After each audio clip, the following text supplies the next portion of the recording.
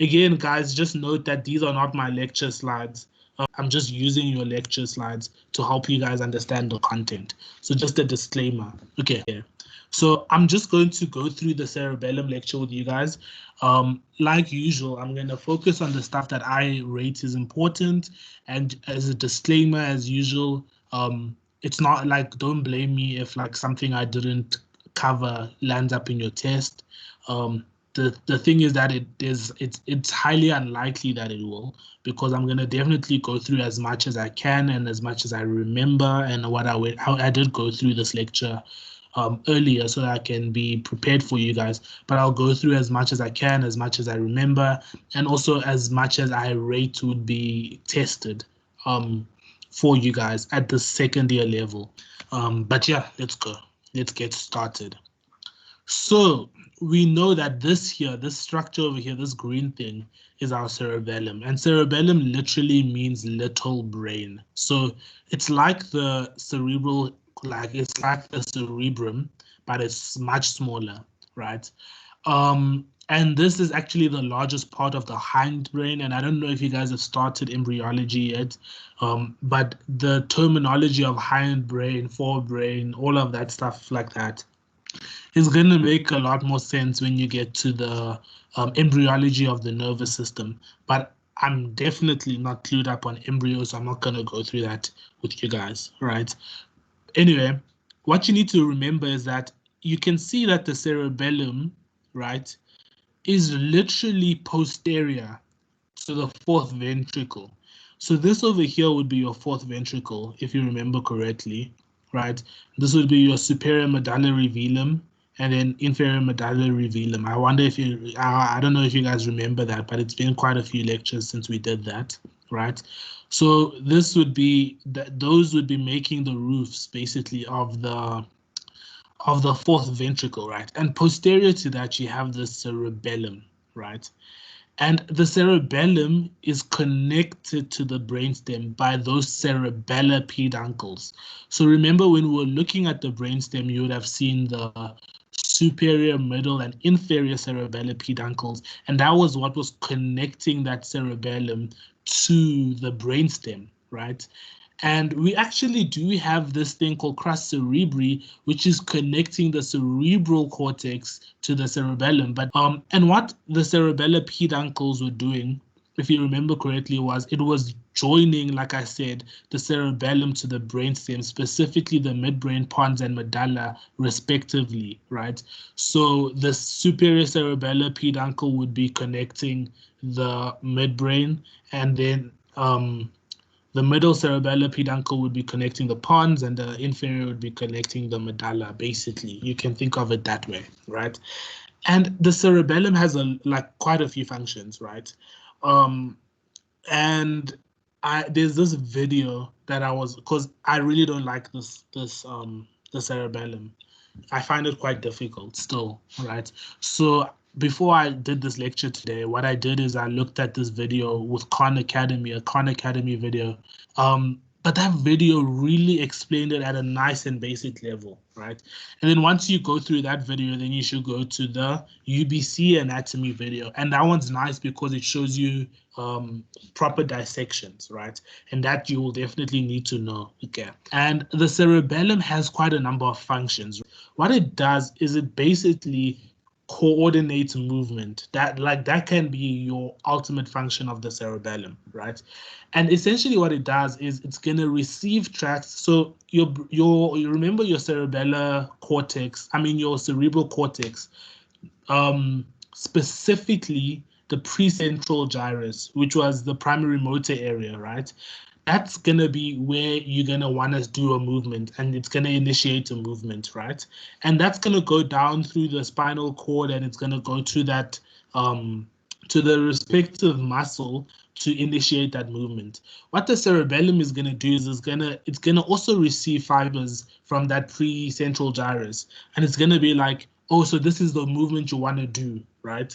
So it receives one of those inputs from the precentral gyrus. The precentral gyrus is just telling it, listen, I want to do this movement. Okay, that's what the precentral gyrus is doing. Then in your muscle, remember you have those spindle fibers namely in the intrafusal muscle, right? So what happens there is there's going to be a stretch, right? Once that movement takes place or whatever. And that stretch is going to send an impulse through the spinocerebellar tract, which we did yesterday very briefly, to the cerebellum, right? And then the cerebellum is going to check, oh, did the movement that I wanted to happen properly? Okay, so the cerebellum really coordinates movement because it gets told what the body wants to do, and then it checks if the body did that properly, so that the next time you do that same movement, you do it better, right? So you don't make a mistake, you don't hit or you don't aim incorrectly. That's what the cerebellum does, right? And then also at a subconscious level, right, it's going to be thinking constantly about its relation, the body's relation in terms of balance. So it's going to be maintaining balance. And that's why you've got this vestibular tract, right? Which is, remember your vestibulocochlear organ in the ear and all of that stuff? Yeah, that's going to be sending fibers to the cerebellum so that the cerebellum knows that, okay, I'm balanced, you know? So it has sort of this proprioceptive function. And also at the same time, it's going to be maintaining posture. But that video on Khan Academy really helps you to kind of figure out what's going on with the cerebellum and why it does that. Okay. But let's go back to the normal basic anatomy. So the anatomy itself of the cerebellum is not difficult. It's the physiology that's difficult. And even the nervous system as a whole. Technically, the anatomy is the basic part. But when you get to the physiology and how everything works and the tracts and all of that, that's what becomes difficult. Okay.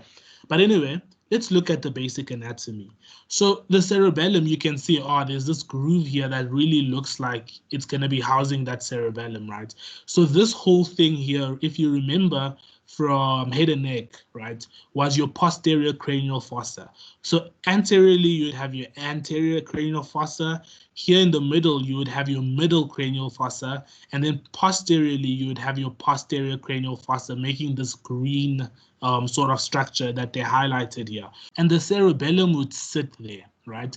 And now if we're looking at the posterior, lateral, and inferior boundaries, obviously we're going to have this posterior cranial fossa forming that major boundary laterally, posteriorly, and inferiorly, right? Then also, we have the occipital bone, which would be sort of over here, right? You would have the occipital bone forming a boundary more posteriorly. So your confluence of sinuses will be around here, and your sigmoid sinuses would be more on the sort of lateral aspects, right? So don't forget about those that you did in the past. So if we're looking at the superior boundaries of the cerebellum, so this is your cerebellum. So look what's above it. You've got your occipital lobe and you've got your temporal lobe, right? You can see that being above the cerebellum, and that would be what's making the superior boundary of the cerebellum. Remember, you have the dura mater, right? That is forming these infoldings, right? And these infoldings form like the falx cerebri, falx cerebelli, tentorium cerebelli, all of that stuff. We discussed that in the first lecture. So we had this, so it was dura mater. Remember the dura mater, that tough fibrous sort of connective tissue, the outermost layer, you know, of the meninges, right? So the tentorium cerebelli forms this tent on top of the cerebellum, and that is going to separate the cerebellum from the lobes of the cerebral hemisphere. So there will be this tent covering the cerebellum over here on top of the cerebellum, and that will separate it from the lobes of the cerebral hemisphere. So it doesn't technically like come into direct contact with these lobes, but those are still the superior boundaries, right? And you'll also have this great cerebral vein that will be forming the superior boundary, one of the superior boundaries of the cerebellum. And you would have seen that when we were doing the dural venous sinuses. Now, anteriorly, so if we're looking at the anterior relations of the cerebellum, obviously we have the medulla and the pons over here and the medulla over here. Like, that's kind of obvious. You can see that, right? Then you would have your cerebral aqueduct that's related to it with its fourth ventricle.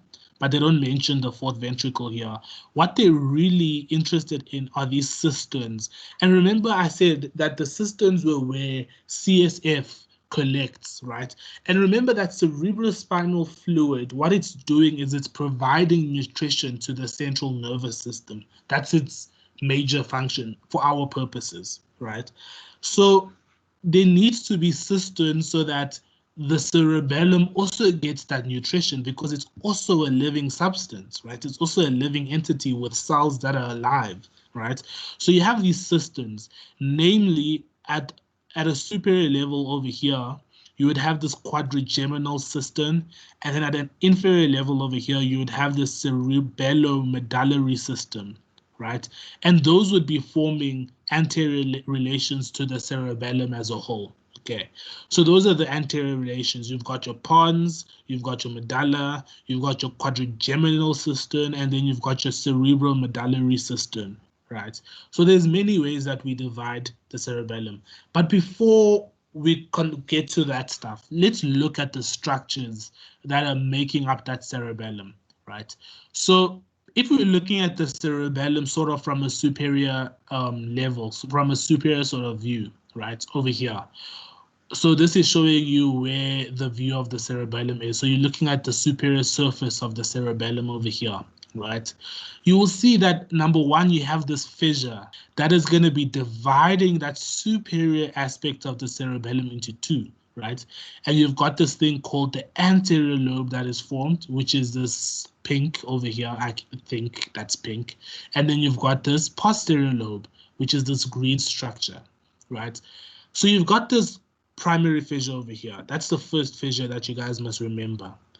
Then you have this other fissure, which you will see sort of horizontally, and that's called a horizontal fissure. And there's a picture that's coming up that will show you that better, right? So you've got that horizontal fissure, and then another fissure that you have is this thing called the posterior lateral fissure. And this, now I'm looking at the anterior surface of the cerebellum. So I'm looking at it as if I was here, just past the brainstem, right? So this is showing you nicely the view that you're at. So you're looking at the anterior surface of the cerebellum, and now you can see that they've cut off the cerebellar peduncles that was linking that cerebellum to the brainstem, right? And now what you see over here is you see, number one, this posterior lateral fissure that's going to be dividing a section of the brainstem that we'll discuss just now. But here you can see nicely the anterior lobe, right? Then what you can see here is this thing we call the floccular nodular lobe, okay? So we'll discuss that in more detail in more simplified diagrams to come, okay? So let me just check if we have it. There's something as well that I forgot to mention, is that at the middle of the cerebellum, looking at it more from a superior aspect, you will see this thing called the vermis, and that sort of divides the cerebellum into two hemispheres. So you can think of it that way. And also remember that the cerebellum is a highly folded structure. So you can see these little folds, literally folds all over. And what that does is it increases the surface area by which nerve fibers can go to the cerebellum. Cerebellum is a very, very important organ, right? So those folds are called folia, but you can also call them folds in English. Over here, this is from your netters, so you'll see this picture in netters. And you see here, number one, this vermis that's going to be dividing the cerebellum into two hemispheres. So it's got two hemispheres the same way the cerebral cortex has two hemispheres. And here, between this anterior lobe and this posterior lobe, what you have is this primary fissure dividing the two, okay? Now here in this diagram, you can see now what we call the floccular nodular lobe, and that's here in blue. Okay, so that's the floccular nodular lobe. Then this hole over here would be your fourth ventricle. So this is, because think about this, these are your cerebellar peduncles, and it's linking it to the pons, medulla, and brainstem. So midbrain. So this over here would be your fourth ventricle. Okay. So I spoke to you guys already about the floccular and nodular lobe, and remember to be able to identify the fissures. So here you can see nicely that horizontal fissure that you would see over here, which is in pink on both sides. Then you've got your primary fissure, which is over here. What else is there that I wanted to show you? Yeah, that's pretty much it. I want you guys to see in this picture. Cool. So now let's look at the structure of the cerebellum if we take a section through it. So you see that the cerebellum looks like a tree, right? So we call this, like, in a sort of network or structure of the cerebellum, the arbor vitae, which means the tree of life. Okay, so this is the tree of life, and it looks like a tree. So you must remember that for sure. Because they could ask you what that structure is in a spot. Okay, so that's the tree of life over there. Now, what you can see is that the cerebellum is like the cerebrum in the sense that, number one, you've got gray matter on the outside and you've got white matter on the inside, right? So it's the same as the cerebrum. The only thing that's different in the central nervous system would be the spinal cord, which is swapped in terms of white matter and gray matter. The cerebellum is going to be receiving afferent fibers and it's going to be giving off efferent fibers. Remember, afferent comes towards and efferent goes away, right? And that's because the cerebellum wants to know, okay, what movement do I want to, like, sort of execute? Number one, what movement is the body trying to execute?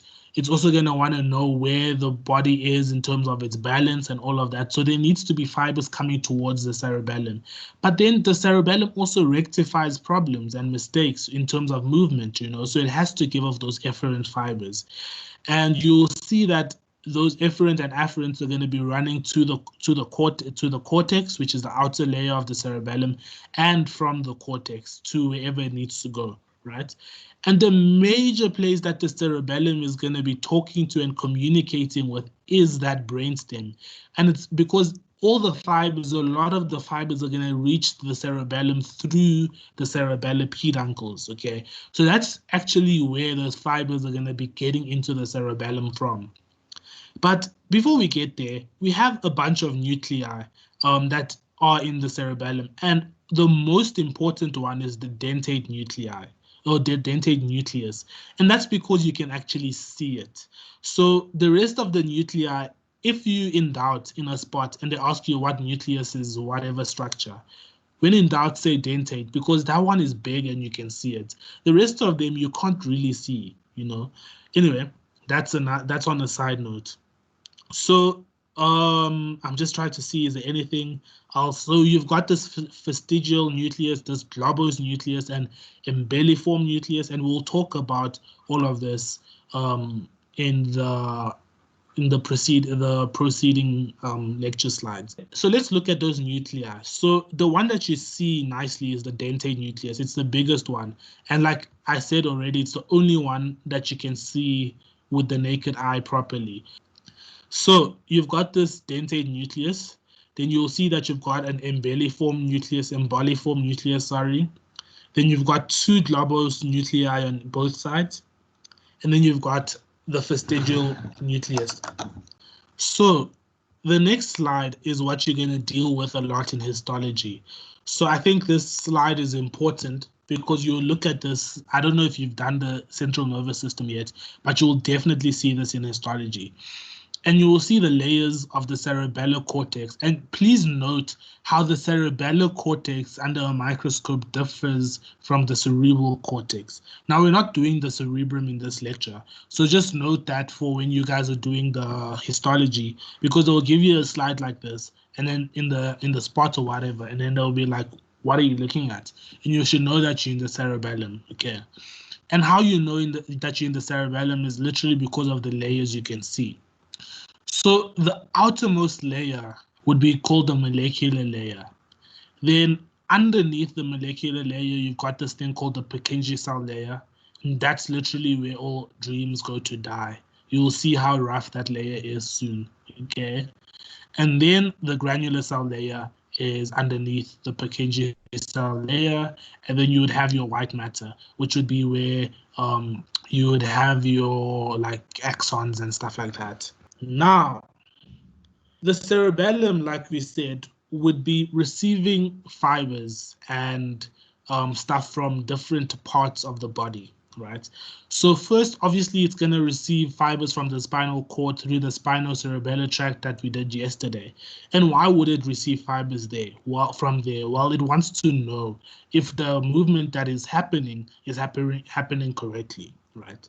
So that would be going through the spinocerebellar tract. Then we've got our inferior olivary nucleus, and you communicating with the cerebellum through the olivocerebellar fibers. You'll have your vestibular, remember the vestibular nucleus, which is connected to the ear, that will be communicating now with the cerebellum through the vestibulocerebellar fibers. Remember, this will be checking the balance function of the cerebellum. Then you will have the pontocerebellar fibers communicating with the cerebellum as well. So you'll see that a lot of the afferent fibers are going to terminate in the cortex. So the cortex would be formed, like we said, by these three layers, right? And then the medulla, if we can call it that, would be the white matter. Okay. And we have these two types of fibers called mossy and climbing fibers. Okay, let me go from the beginning of this lecture. This slide is very important. I'm just highlighting now already so that you can see that this here is the anatomy, like the real anatomy. So this is the stuff you really need to know about the cerebellum, right? All this stuff, the external features, what it looks like, where the fissures are. We discussed this just now. The internal structure of the cerebellum, especially the arbor vitae. So you know the internal structure, specifically the dentate nucleus, right? That is sort of the most important stuff. This is important merely because of histology. You'll do that again. The rest of this lecture, we're starting to do with like a lot of fibers and stuff like that, right? And this stuff is where everything becomes complicated. And also, I would like to say that if you don't have time, or if you're really, really struggling, you know, this is the sort of stuff that you can skim over. So what you see is that the mossy fibers, they're going to be taking stuff from all the nuclei that we discussed in the previous slide, except for the inferior olivary nuclei and the inferior olivary fibers, basically. So the mossy fibers would be taking stuff, would be the afferents that are coming from the vestibular nuclei, the spinal cord, and the pons, right? So remember, we discussed these nuclei. We said the spinal cord, which would be the spinocerebellar fibers, the vestibular nuclei, and the pons. So these three, right, would be going to the cerebellum via what we call mossy fibers, whereas the inferior olivary nucleus and the fibers associated with it will be getting to the cerebellum by what we call climbing fibers. Okay. And you will see that the mossy and climbing fibers, they end in the Purkinje cell layer. So that's why I said this is where dreams go to die, because understanding all of this is a little bit complicated, right? So you will see that the Purkinje cell has like these nice bodies over here, right?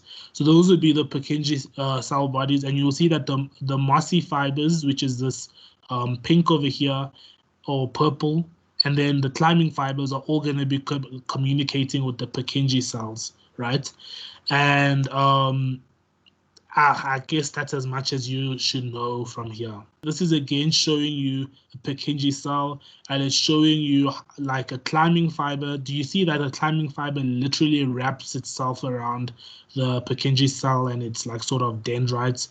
And then the mossy fibers, normally like in the other picture, they will be coming around the cell body of the Purkinje cell, right? Let me just see. Then you also have these things called efferent fibers, and efferent fibers would be what would be taking the information now from the cerebellum to the rest of the body, right? namely the reticular and vestibular nuclei, which are within the pons and medulla. So it's going to be still communicating with the vestibular nuclei. Why? Because it wants to know if it's going to tell the, like, you know how your ear is like a balance organ. So the vestibular nuclei is going to be dealing with balance. Then there's the reticular nucleus, which is within the pons, which we discussed in a previous lecture. Then you've got your red nucleus. I hope you remember that you see that at the level of the superior colliculus cross-section through the brainstem. And then you've got your ventral lateral nucleus of the thalamus, which we also discussed like quite a few lectures ago when we're doing the diencephalon, right? So the cerebellum will be sending all these efferents to these respective nuclei. Again, I wouldn't focus my entire life's worth on studying this content, but I'm just explaining it to you so that it sort of makes some sort of sense.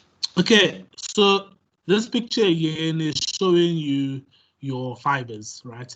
And what you can see nicely is the difference between the afferent system and the efferent system, right? So if you look here, this would be your Purkinje cell layer, because you can see the Purkinje bodies. On top of that would be the molecular cell layer, and then underneath that you would have your granular cell layer. Okay, so what you're seeing here is like sort of one folia, basically one fold of the cerebellum, and there's lots of these, right? So the mossy fibers, like we said, will be coming and communicating. Okay, like the way this picture shows it's kind of confusing, but it's supposed to be communicating with the cell bodies of the Purkinje cells, right? As far as I know and seen in the previous slides. Then the climbing fibers are gonna be going sort of to like let's say the dendrites of the Purkinje cells, right? So they're gonna literally be climbing up the Purkinje cells. And that's essentially what we just discussed. But then we also have these efferent fibers. So now that we've sent information to the cerebellum, we need to send it away from the cerebellum. And we have these efferent fibers that are going to be doing things in the red nucleus, in the what did I say? Vestibular nucleus, the ventral nucleus of the thalamus, one of the ventral nuclei of the thalamus, the reticular nuclei. You know, they're going to be sending like a bunch of information that way. Now, this is very important, and we've discussed this so many times already. But remember, let's first look at this picture, right? This is your brainstem. Number one, you must know that this is a posterior, or let's say dorsal view of your brainstem, right? Why do you know that? Well, you can see your superior and inferior, your superior colliculi, your inferior colliculi. You know that they'll be connected to your lateral and medial geniculate bodies respectively by your superior brachium and inferior brachium. We've discussed that already. Then here's your thalamus over here, right? And then here we'll have our cerebellar peduncles. So we've got the middle one, which is the bigger one, the biggest one. Then on top there's the superior cerebellar peduncle, and then inferiorly and also in between them you will have your middle cerebellar peduncle, right? And then this is your fourth ventricle. Now that was on the brainstem. Let's look at it now on the cerebellum, right? So we know that this was our anterior lobe, and the big one is still the middle cerebellar peduncle. This would be your inferior cerebellar peduncle, and then the green one would be your superior cerebellar peduncle. And what's happening? The superior cerebellar peduncle, will be connecting to the midbrain, because that's the topmost structure of the brainstem. Then the middle cerebellar peduncle would be connecting to the pons, which is the middle structure of the brainstem. And then the inferior cerebellar peduncle would be connecting the cerebellum to the medulla, which is the most inferior or caudal, caudal structure of the brainstem. Note your flocculus over here. Cool. So now let's look at the functional anatomy of the brainstem, right?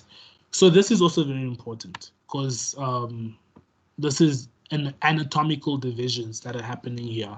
Okay, so remember I said there's phylogenetic and anatomical and functional divisions of the brainstem. So functional will be telling you where the functions are, which we'll discuss just now.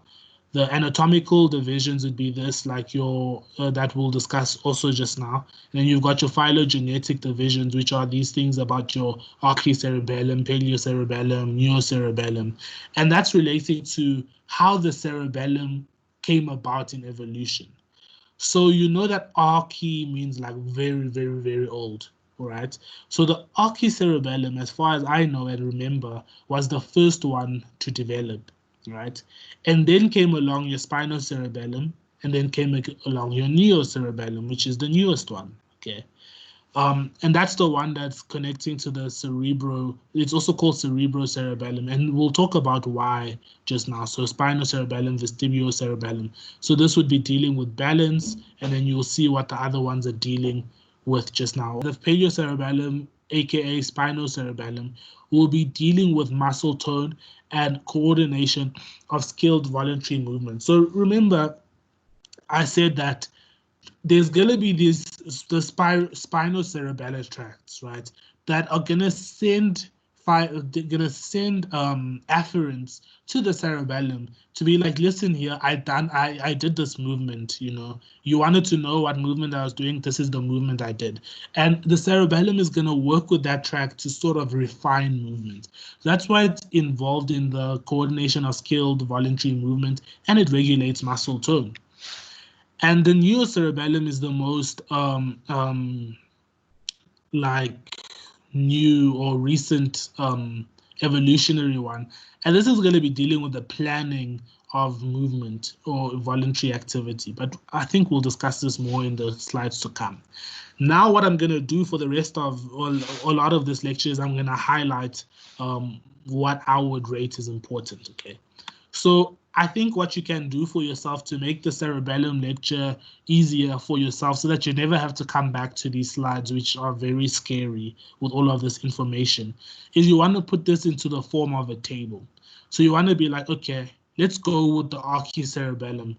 Number one, where is the Archicerebellum or Archicerebellum? The Archicerebellum is the floccular nodular lobe. So let's go back to another picture. Well, we can see it in this picture actually. Remember this over here, that's your floccular nodular lobe. So that's the Archicerebellum. And also you see like a little bit of this in front there. So that's the Archicerebellum / Vestibuocerebellum. That's what we're dealing with first, okay? So you need to know where it is, okay? So you need to be able to look at the cerebellum and be able to tell them that that is part of the Archicerebellum, right? So you can study that by using this picture, okay? Please know that. Then what you want to know is you can know the nuclei that are involved, okay? So with the floccular nodular lobe, you'll see associated with it the fastigial nucleus. So if you look here, the fastigial nucleus is this one over here. Remember, you can't see the fastigial nucleus or even the globose and embelliform nuclei, you can't see them, but that's essentially what's associated or what the Archicerebellum is going to be communicating with. And then the peduncle that it's going to be communicating with would be the inferior cerebellar peduncle. Now, in terms of the afferents, I would try not study the afferents really, but what I would study is the functions, you know, because the vestibulocerebellum is going to be dealing with the maintenance of balance and equilibrium, right?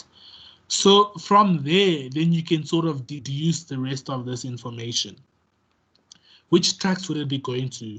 Well, it will be going to this vestibulospinal tract and reticulospinal tracts. And these are the afferents and efferent fibers that are going to be coming between them. I would try, like, again, I wouldn't really worry too much about that, okay?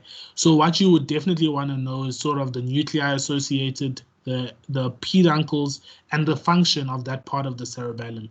But to be honest, the most important part is the function. So the most important part of knowing these, because remember, we're looking now at the functional divisions of the cerebellum. So the most important thing for you guys to know is what is each part of the cerebellum doing, okay? That's what they're likely to ask you. So know that the Archicerebellum is dealing with the maintenance of balance, okay? So now let's look at the Paleocerebellum. So what is the Paleocerebellum? That would be formed by the vermis and the paravermis, okay? So let's go back to another picture where we see the vermis. So this here in the middle is the vermis, okay? So this is the vermis, and lateral to the vermis, you will see the paravermis. So those are sort of the like parts that are forming the paleocerebellum.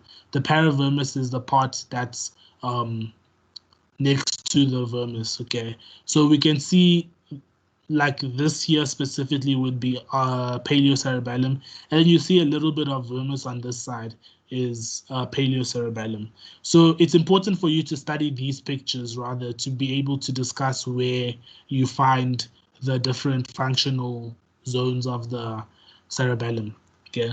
Because this is not really explaining it to you very nicely, because you can see that there's a division because remember the cerebellum evolved. So a new part came, and this is that blue part. The cerebellum, this part of the cerebellum, right, is going to house it's going to be communicating with the globose nucleus, the embelliform nucleus, and the fastigial nucleus, okay?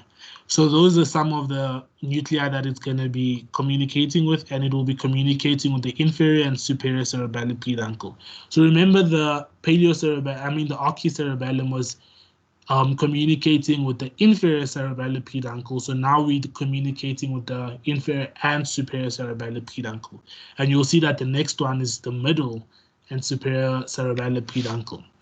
And these are the afferents, and efferents are going to be going to the red nucleus. I wouldn't worry too much about that, but you definitely want to know the functions, like I said. So it's going to be dealing with muscle tone and posture, like we discussed in that picture, that first picture that we discussed. So to be honest with you guys, the most important part of this functional anatomy of the cerebellum is this slide, because it shows you can see where the different divisions are, and you can see what the functions of the different parts are, okay?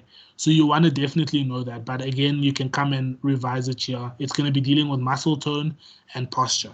In terms of the afferents and efferents and tracts, like I wouldn't worry too much about that, okay? Remember, you have to study anatomy, like you have to really choose what you study. And this I'm saying for people like me that are not geniuses. If you're a genius, you can study everything. If you're one of those with, what do they call it, photographic memory, please study everything, because you have no excuse not to. But for the rest of us normal people, we can't, right? Anyway, neurocerebellum, okay? So that's also called cerebrocerebellum, because it's going to be communicating with the cerebrum somehow, right? So what happens here? The first thing you want to know is that this is where the dentate nucleus is going to be associated with this part, right? And then the peduncles that are going to be sending. So remember what's happening with the peduncles. Just remember that we're not saying that the peduncles are what's connecting this. We're saying the peduncles. Remember the peduncles, the cerebellar peduncles are, yes, they're connecting the cerebellum to the pons, but through them are going fibers, like a lot of fibers, okay? So the peduncles are going to be sending, well, the peduncles we're concerned with here are the middle and superior peduncles. So remember, the best way to study this part specifically would be, number one, to know that picture, and number two, to make a table of the stuff that I'm highlighting. In terms of the afferents and efferents, like I choose my battles, I'm not going to study that. But what you definitely want to know is the function. So this part of the cerebellum is going to be dealing with muscle coordination. Remember, this is the newest part of the cerebellum. So now we're dealing with we have become refined people that are able to coordinate muscle movement. So it's going to be dealing with skilled movement as well, okay? Cool. So this is also quite important, right? Because now we can separate the cerebellum into functional longitudinal zones, okay? So first, let's look here, right? We've got this thing called the vermis, and next to the vermis, we have what is called the paravermis. Just on a side note, guys, I don't know if you guys have that neuroanatomy textbook, but I think you can study the cerebellum from that textbook, because if you read all of that, you know, it would probably make a lot more sense than the lecture slides. So if you want to know a lot of detail about how the cerebellum is working, you can read that textbook. But if you don't have that time, you know, then don't do that to yourself. And then we have the main hemisphere of the cerebellum. So those are the longitudinal zones. And then we can remember we have that anterior sort of lobe and posterior lobe that we discussed in the previous. So this is still anterior and posterior lobe. We're just talking to you guys now about the zones of the cerebellum. So the vermal zone will be found where the vermis is. Makes sense, right? And that's going to be maintaining balance, and the nucleus associated with it is the vestigial nucleus. And you know that the vestigial nucleus is like sort of more medial. It's over here, right? Whereas in the paravermis, right, the nuclei you will see now are the globose nuclei and the embelliform nuclei. Whereas in the hemisphere, that's where you would find your dentate nucleus. You can link the nuclei to the functions, basically. Cool.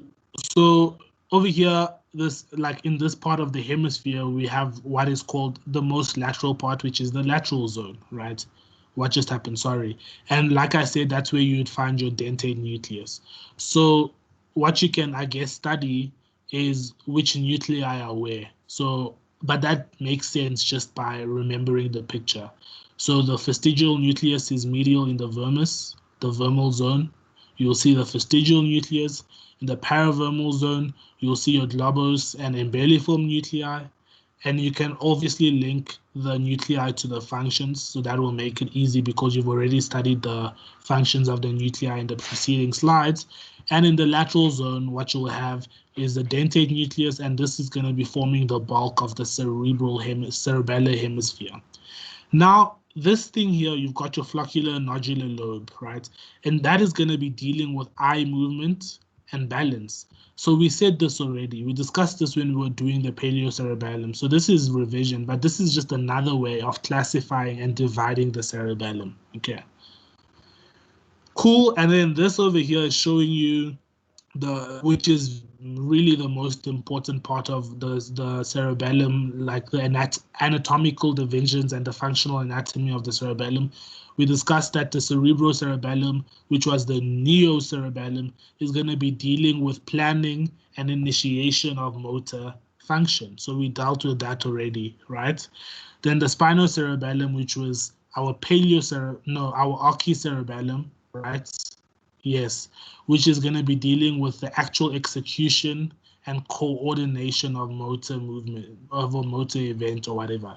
Then vestibuocerebellum, which is the paleo one, is going to be maintaining body posture. Okay, so that's what these are like basic functions, but you've already done all of the functions in the preceding slides. Okay, that was the tough part of the lecture. Now we can relax and breathe again. The blood supply we've already discussed. So all of this is very important. So remember, we have the vertebral arteries. Remember that the vertebral artery is traveling up to the brain through what we call the transverse foramina of the vertebra. Remember that, we discussed that already. So remember, you've got your vertebral arteries, and your vertebral artery was making this thing called the posterior inferior cerebellar artery. Like I said in that lecture, please don't call it ICA and PICA and SCA because you'll forget when you're in the test what it is. So don't do that, okay? But you've got your posterior inferior cerebellar artery, which you should be able to discuss and be able to see. Then you've got your anterior inferior cerebellar artery as well, which you can see is the more like it comes later. So this is your vertebral artery. Then it gives off your posterior inferior cerebellar artery, anterior inferior cerebellar artery. Now, do you see that it's supplying both of them, the inferior part of the cerebellum? One is supplying the anterior inferior part and one is supplying the posterior inferior part, hence the name, okay? Then the other one you want to know is the superior cerebellar artery, right? Which is going to be supplying the superior aspects of the cerebellum. And sort of, you need to understand the cerebellar tracts to be able to do these lesions. But obviously, just think about it, right? Think about the parts, instead of studying it like this, what you want to think of is you want to think of the parts of the cerebellum and the functions, right? So if you have a problem with balance, you can think that, okay, there could be a cerebellum problem because with unsteady gait. If you have a problem with your eyes, remember the cerebellum was dealing with eye movement as well, you know? So there's all of these stuff that can sort of, you will see like nystagmus, which is impaired coordination of eye movement, and that would be because the cerebellum is not working properly. Okay, but I don't want you guys to really focus on this too much. These are some of the sort of problems and diseases that can cause cerebellar dysfunction. I just want to draw your attention to paraneoplastic disease, right? And you'll see that when you're doing MOLMED in block 3, what a paraneoplastic syndrome is. And that essentially is a syndrome that is as a result of a cancer, but it cannot be explained by that tumor. Okay, so I just wanted to give you the definition, but you don't need to really know this now. You'll know it later. But essentially, tumors can do things, right? But you can't explain why that tumor is doing that particular thing. For example, let's say, for example, I have squamous cell carcinoma of the lung, right? And for some reason, I have elevated, I don't know, like this is not what happens, but I'm just picking any hormone, like thyroid hormone. For some reason, you have thyroid hormone, and we can link that thyroid hormone increase is a feature of squamous cell carcinoma, but you can't explain why that's happening. Do you get what I'm saying? So that's a paraneoplastic syndrome. It's a weird concept that you deal with in cancer, so don't worry too much about it, okay? But anyway, all of this stuff here, they will test you on this stuff when you're in 4th year. So don't worry about it now. Know that you will learn it again in 4th year and it will all make sense, I hope. I'm hoping that neuro physiology will finally make sense when I'm in 4th year. But yeah, guys, that's essentially it for today's lecture.